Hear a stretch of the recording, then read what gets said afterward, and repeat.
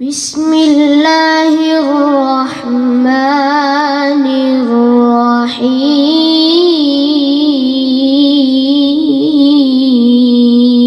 الرحيم متكئين فيها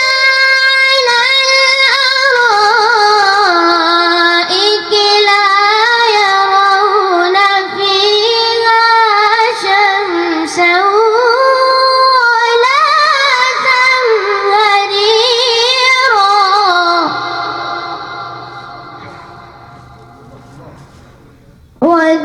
ودانية